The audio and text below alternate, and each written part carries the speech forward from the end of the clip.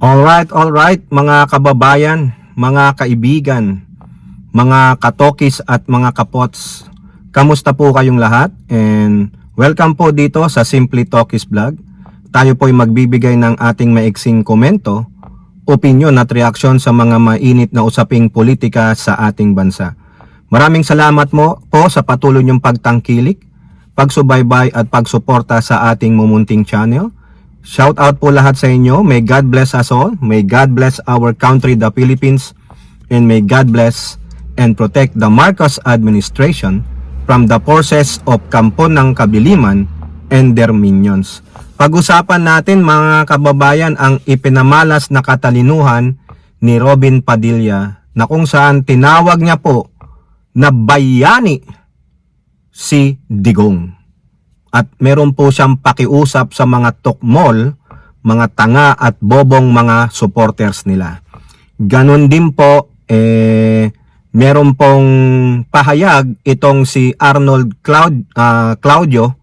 Ito po ay batikang journalist, no, at broadcaster dyan po sa GMA at kolumnista na kung saan mukhang mahihirapang idepensa ng tukmol ninyong Vice Presidente itong mga confidential funds acknowledgement receipt.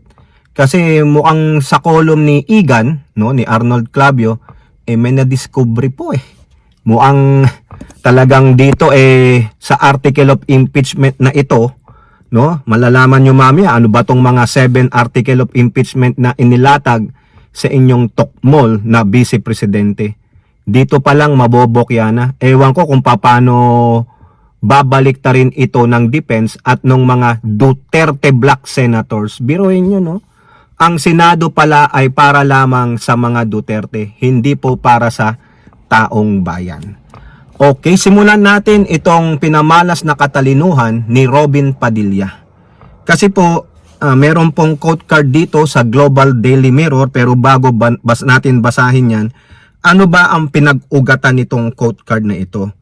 Kung inyo pong nalalaman na itong si Robin Padilla ay nandun po sa Netherlands at nagwawalwal doon, nagpapakabaliw doon sa The Hague, kung saan siya po ay nag-breakfast kasama ang karton na larawan ni Digong at naglalakad hawak-hawak ang karton na larawan ni Digong, no? Nakakahiya po ang mga pinaggagawa nitong mga Duterte supporters na mga tanga at bobo. Pinapamalas nila ng mga, ng mga tanga at bobo ang Pilipino. Hindi naman po lahat, yun lang pong mga Duterte minions. Ito po kasi ang sabi ni Robin Padilla, dito po sa ginanap na Grand Solidarity Get Together, dyan po, baka dyan sa Duterte Forest. Biruin yun, di naman kanila yung forest daw.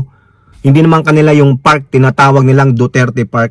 Ito po ang sabi ni Robin na isang black propaganda pala. Sino ang nag-black propaganda, mga kababayan? Ito po, Robin Padilla is calling on pro-Duterte supporters, particularly the OFWs in Europe, to become the ambassadors of former President Duterte to fight the black propaganda being mouthed by the communists against the ex-leader. Quote, pagkatapos natin manalo noong nakaraang eleksyon, hinihingi ko naman sa inyo na tayo ay magbukas ng mga bibig. Tayo ay makipag-usap sa mga lokal na taga Netherlands. Abay, inuudyo kanya na utuin, linlangin ang mga taga Netherlands o mga Dutch nationals na hindi naman totoong kriminal si Digong, kundi bayani pa. Wow naman! Sa palagay mo, paniniwalaan niya ng Dutch nationals? Wala pa ngang hatol sa iyong amo. Allegedly, suspect pa lang.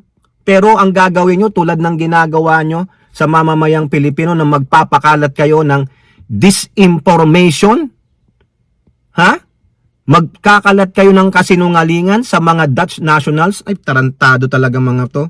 Padilla is urging them to take on the role as the ambassadors ni Digong and convince others that he is victim of bad publicity and black propaganda. Wow naman! So therefore, yung mga kaso sa kanya na may mga witnesses tulad nila Matobato, nila Las Cañas at yung mga biktima ng EJK ay isang black propaganda lamang ng mga communist? Really? So therefore, yung mga yon ay miyembro ng left, ng mga teroristang grupo na komunista? Wow naman mga kababayan, black propaganda pala, ang talino talaga ni Robin para sa kanyang amo talaga. Ito hindi para sa sambayan ng Pilipino. Ito nililigtas niya ang amo niya. So therefore, kinakampihan niya si Digong. Umaayon siya sa ginawang EJK ni Digong? Nagtatanong lang. So isang tao ang sinasalba mo. Paano ang katarungan, hustisya sa mga pamilya ng biktima ng libo-libong namatay sa peking war on drug ni Digong at biktima ng EJK? So walang pakialam sa inyo si Robin. Ang mahalaga sa kanya, maisalba niya yung chairman honorario ng PDP partido nila. No? O quote, ang kailangan nating makuhang puso yung mga nandito sa Europa kasi wala na sa kamay ng Pilipinas kung mapapauwi si Digong. Nandito na po sa kamay ng mga Europeans. Ibig sabihin, ang magpapalaya kay Digong ay yung mga Europeans, hindi yung hatol ng mga judges dyan sa ICC. Ibig sabihin, magrarally ang mga Europeans for Digong. Anak naman ng Tokwa, mga kababayan, pinagmumura ni Digong yan. Winalang hiya ni Digong ang mga tao dyan. In-FU niya, middle finger niya yung mga leader ng mga yan. Ayaw niya nga sa mga yan, mga puti yan. Tapos ngayon, gagamitin niyo sila para mailigtas ang allegedly suspect sa libo-libong namatay na Pilipino. Inamin niya, hindi naman siguro tanga ang mga Europeans na hindi mapanood yung publiko at lantarang pag-amin ni Digong. Inudyukan niya ang mga pulis na udyukan yung mga alleged suspect para pagmanlaban mamatay. Sinabi niya, meron akong death squad. Isa pa ngang senator ninyo, member ng death squad. Ayang mga pulis dyan, mga death squad ko yan. Tapos sa palagay mo, ganun kabobo na tulad ninyo ang mga European people? I don't think so. No? Mambulag na kayo, makumambulag na kayo. Padilla also pointed out, it's not enough that Filipinos just gather in groups, sing and deliver pro-Duterte speeches. Nasa kalsada ngayon ang pakikibaka natin. Kung mausap tayo ng mga puti kahit hirap ako mag-English, I will English for you. I will explain to you every night, every day, especially to a beautiful woman. Ay, pambihira, oh. Biruin mo yan. Iba pala ang pakay niya. Para lang pala sa magagandang babae. Putang ina, yut-yut pa rin ang nasa isip. Yut-yut, mga kababayan. Ha? Nakakahiya. So, ayan yung quote card, oh. Ha? Nakakahiya ito. I will English for you. I will explain to you every night, every day, especially to a beautiful woman. Paano na pag hindi pala beautiful woman, lalaki? O third gender? Wala na. Gaano ka bastos ito? Ang alam niya lang, paano, tumusok yung ethics niya. Beautiful woman, ina talaga, no, mga manyakol itong mga Duterte na ito. O yung quote card, basahin natin. Yung pagtingin ng mga lokal na mga taga-Netherlands sa atin ay parang ang dating tayo ay niloloko lang. Tayo ay sumusuporta sa isang pangulo na gumawa ng genocide. Totoo naman. Diba? 30,000 or more Filipinos who shedded their blood and their life for that nonsense drug on war extrajudicial killing na inutos ng amo mong gunggong na nakukulong dyan sa dahig. Yan po ang perception dito sapagkat tinalo tayo ng propaganda ng mga komunista. Patunayan mo na mga komunista ang nagpropaganda dyan. Magbigay ka ng ebidensya. Kaya malabong maniwala sa inyo ang mga Dutch citizen, ang mga European nationals. Kasi mga sinungaling kayo. Wala kayong maipakitang pruweba na si Digong ay hindi ang nag-utos nun. Na si Digong ay magaling na leader. Bakit hindi nyo ipakita paano niya miniddle finger yung isang British reporter dyan? Bakit hindi mo pakita paano niya inepyu yung mga European leaders? Diba? Ipaliwanag natin kung sino si Digong sapagkat ang alam nila puro kasinungalingan na hindi. Kayo lang ang nagpapakalat ng kasinungalingan. Magaling nga ang kampo ninyo sa disinformation campaign. Hindi nila alam na si Digong ay isang bayani sa atin. Sa inyo yun. Hindi sa sambayan ng Pilipino. Ang bayani na nagsabing, udyukan ninyo para mawala ng problema ko. Hindi marunong lumutas sa problema ng droga, sa anumang kinasapitan ng problema ng bansa. Bayani ba yun na yumuko kay Xi Jinping? Hudas yun. Kung sa inyo bayani si Digong, iilan lang kayo. Sa amin, Judas si Digong. Who does not pay? Digong. Ayan. Ha? Ito pa mga pababayan, oh. Oh. Ito in English lang naman eh. Ba marunong pala mag-English si Robin, kaya pala sabi niya only to beautiful woman. O sa mga beautiful woman diyan, ito ang English ni Robin, ha. Addressing the Dutch citizen, Padilla said Duterte was responsible for giving him a second chance in life after the latter accorded him an absolute pardon over his conviction for illegal possession of firearms. Ikaw yun nakinabang. Anong pakinabang ng sambayan ng Pilipino kay Digong? Pogo? Aberya sa West Philippine Sea? Drugs? Hindi niya nga nasugpo? O, sa'yo yun. Di ikaw magpakamatay ka kay Digong pero hindi kami. Oo. Some people say that our past president was a bad man and he killed a lot of criminals. Correct! Walang due process. Ha? Nang naaayon sa batas, the due process is always in the end of the loaded on the end of the barrel of the loaded gun. Oo. Well, I am a criminal. I am an ex-convict. I was given a second chance by this president. That is not true that he is killing criminals. That is not true. That is wrong. That is political attack on him. Really? Really? Bakit? Nakita mo na ba yung mga ebidensya ng mga defense o ng prosecutor pala? Sorry. Nakita mo na ba yung papakitang ebidensya nila Attorney Conti? Ha? Oo, criminal ka. Pero hindi nung time ni Digong naging criminal ka. Oo, ex-convict ka. Pero hindi nung time ni Digong. Ang pinag-uusapan dito ay yung time o yung presidensiya ni Digong. Gonggong. O, saka bakit? Adik ka ba? Ha? Adik ka ba? Hindi naman siguro. Di ba? Ha? Ito pa sabi niya, English talaga, only for beautiful woman, ha?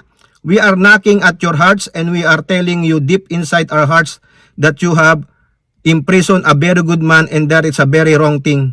You have in your prison a man who brought us hope, who brought us order, who made us proud that we are Filipinos. I hope one day you will make us happy because one day the Netherlands will release our dearest President Digong. Ay nako, hindi po yan mga kababayan. Kasinungalingan to the Netherlands people, to the Dutch citizen. What this stupid or moron senator of the Philippines is not true. He is lying to you because he is a liar. Digong is not a very good man. Digong is a criminal. He openly admitted in public that he have a death squad. He openly admitted in public that he stole money from the government. He openly, publicly admitted that he have people kill for him. So how can you consider that a good man? Right? Come to your senses. Search the internet about this Senate hearing. Senate hearing or the congressional hearings about his extrajudicial killing, his drug war. His fake drug war. How many thousands of Filipino died, young and old? Future generations died on the hands of this vicious dictator, atrocious man.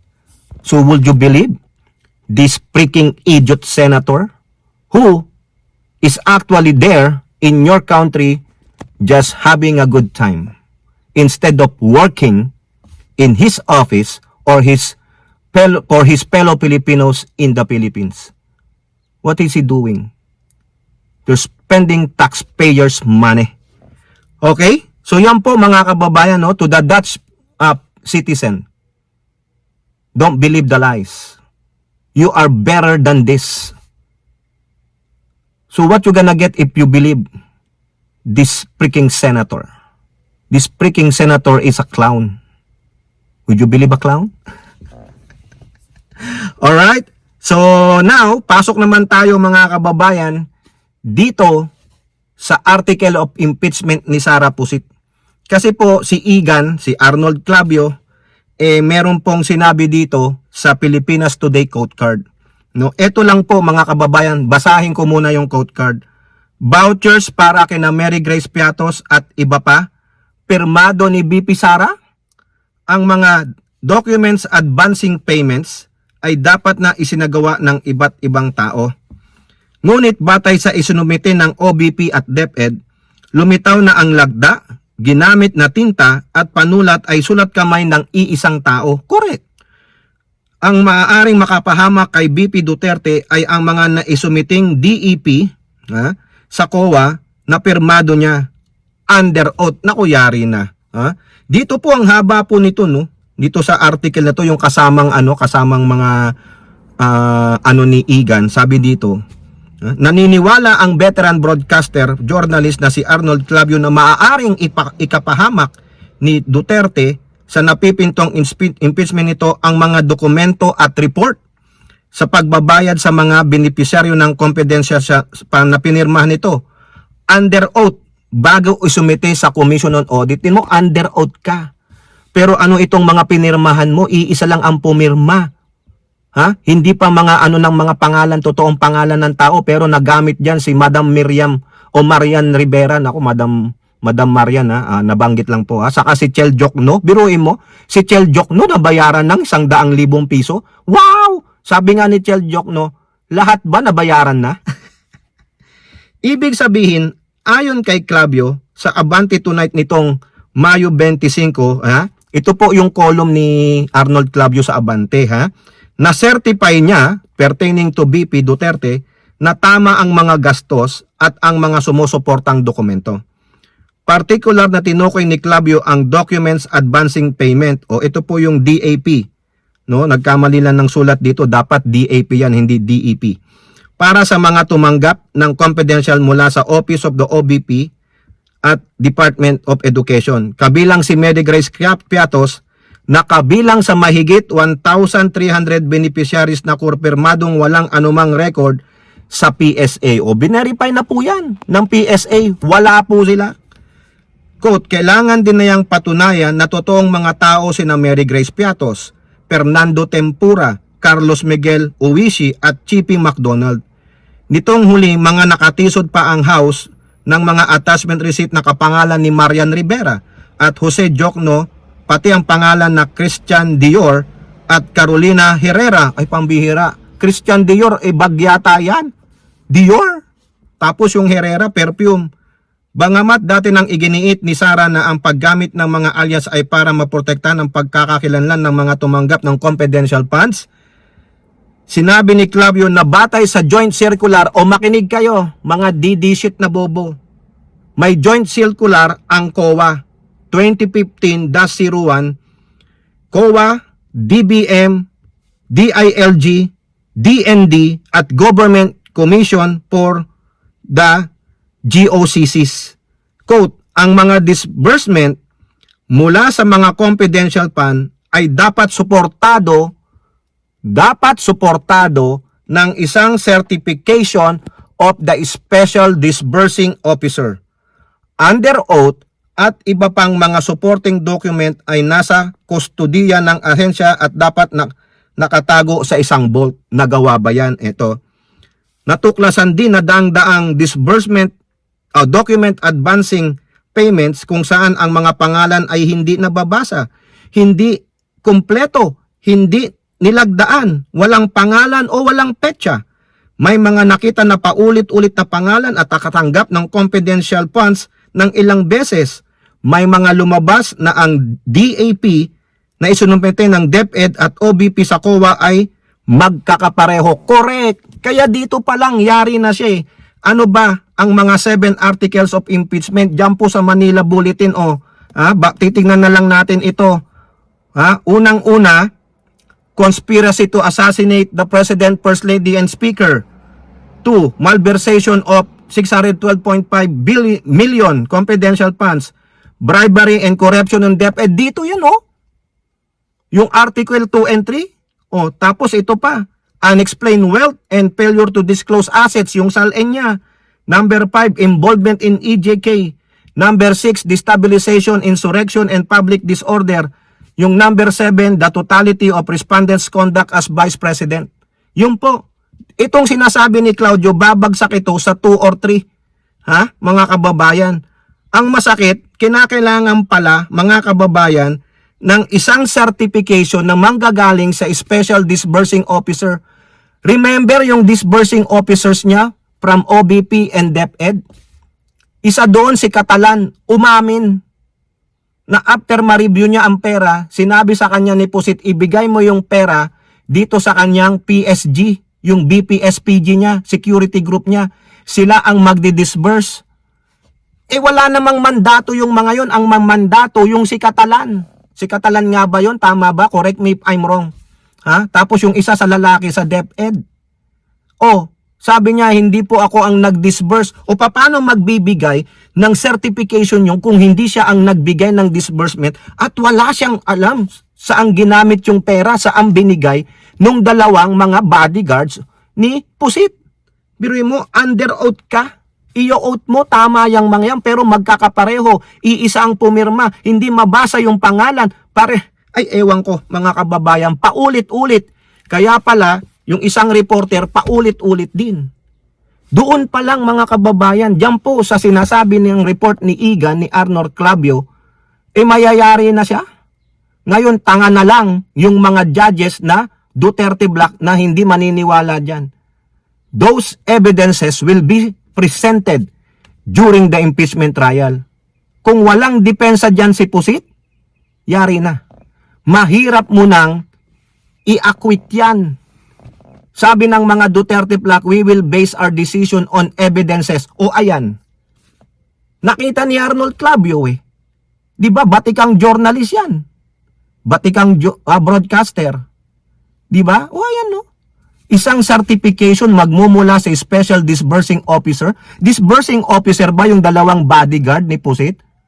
Sila ang magbibigay ng special certification. Yun ngang ilang milyon daw di umano na pinondohan nila yung ng AFP, yung parang seminar ba yun o whatever, nang hingi sila ng certification, pero sabi nung general, wala naman po kami natanggap na pera Doon na lang makikita nyo O isang witness na yun, wala po kami natanggap na pera dyan, pero kiniklaim nila.